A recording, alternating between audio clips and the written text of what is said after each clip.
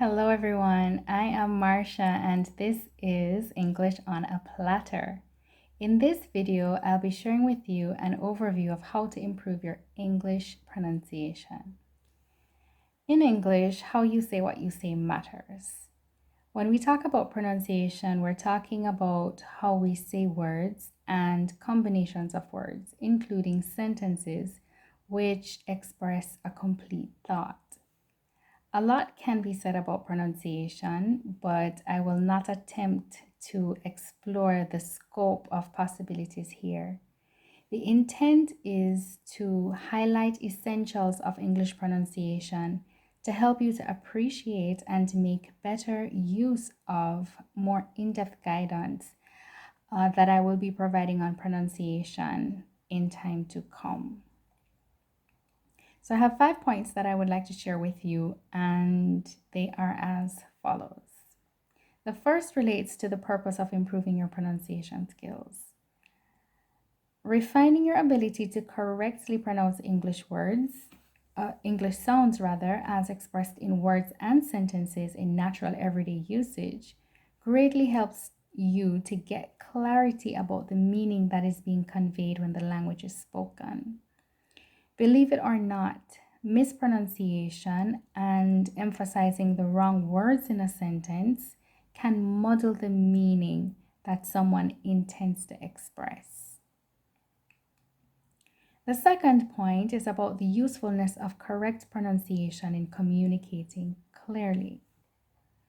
Correct pronunciation helps to provide clarity about intended meaning, especially where more than one meaning is possible. The reason clarity in meaning is important and useful is because misunderstanding and related problems are likely to arise when the meaning of something isn't clear. The third point speaks to the usefulness of awareness of how influences on pronunciation affect your listening, speaking, and comprehension skills. Simply, the better you understand what factors influence English pronunciation, it is likely that you will be better able to speak the language correctly yourself and correctly interpret it when it's spoken by others. Now, the fourth point is a follow-on or extension of the third point, and it is cautionary in nature. That is, beware of the sound you first hear. Although you learn English sounds in isolation at first, how words sound in natural everyday speech changes because they are not articulated separately. In other words, when a word is first presented to you, how it is said for the purpose of your learning it, your acquisition of it,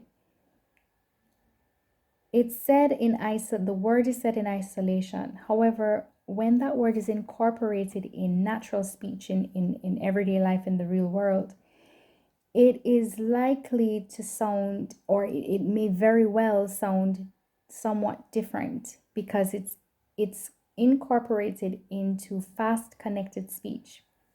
And so in that context, some sounds rather may disappear, others may become assimilated or drawn into other sounds, and still in other cases, subtle sounds may be added. Now, learning the difference between these possibilities and applying that knowledge takes time and practice, but is definitely doable. The good news is you don't have to do it alone. And I am happy to let you know that I'll be preparing more in-depth instructional videos to help you to make the distinction. So at the end of the video, I'm inviting you to subscribe to be notified when those videos are ready. The final point I want to leave with you is that it is beneficial to know how your first language influences your pronunciation in English. It helps to be aware of how your mother tongue influences your acquisition of English. It's possible that learning some English sounds may not only be novel, but challenging. And that's because there may be some sounds for which there is no matching sound in your first language. However, once again, with patience and persistent effort, as well as ongoing exposure to the language, you can improve your English pronunciation over time.